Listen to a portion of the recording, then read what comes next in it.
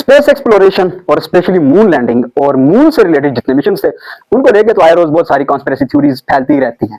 लेकिन जब से आर्टेमिस मिशन 2 लॉन्च हुआ है उसके बाद से इन थ्योरीज ने एक नया मोड़ ले लिया है, एक नई बहस शुरू हो चुकी है कि भाई साहब पुराने वाले सब तो वीएफएक्स थे और इवन कि इसको भी फेक कहा जा रहा है, लेकिन पुराने वालों के बारे में बड़े वसूख से कहा जाता है कि भाई वो फेक थे, वो यहीं शूट हुए थे और ये वो ब्ला ब्ला ब्ला ब्ला।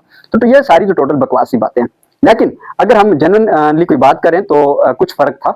जो ये सवाल उठाया जाता है कि भाई इतनी अरसा बीतने से ये जो मून मिशन थे इनको पॉज क्यों कर दिया गया था, ये रोक क्यों लिए गए थे, तो उसका एक सिंपल सा आंसर है, क्योंकि जो उस वक्त की टेक्नोलॉजी थी कोल्ड वार के दौरान की वो इतनी अच्छी नहीं थी। ये बहुत रिस्की मिशन हुआ करते थे और जो क्रू होता था वो खुद कैलकुलेशन करता था, उन कैलकुलेशन की बेस पे जो रिजल्ट्स आते थे उन रिजल्ट्स की बेस पे ट्रेजेक्टरीज डिसाइड की जाती थी। लेकिन आज के दौर में तो टेक्नोलॉजी बहुत एडवांस हो चुकी है, हमारे पास एआई है, बहुत एडवांस कंप्यूटर्स हैं, वो सारी कैलकुलेशन खुद कर रहे होते हैं और बहुत सारी जो चीजें हैं वो बहुत सेफ हो चुकी हैं। तो उस वक्त फिर क्या वजह थी कि मून लैंडिंग की बड़ी जल्दी पड़ी हुई थी, तो वो सिर्फ सिंपल सी बात है कि यूएसएसआर और यूनाइटेड स्टेट्स के बीच में कोल्ड वॉर थी और वो सिर्फ चाहते थे डोमिनेंस टेक्नोलॉजी में और स्पेस रेस में।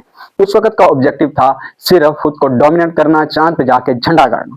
लेकिन आज का जो ऑब्जेक्टिव है वो चांद पे जाके झंडा गाड़ने का नहीं है। आज हमारा ऑब्जेक्टिव है हमने जाके मार्स पे लैंडिंग करनी है, मार्स को कॉलोनाइज करना है और मार्स को कॉलोनाइज करने के लिए हमारा पहला माइलस्टोन है हमारा चांद।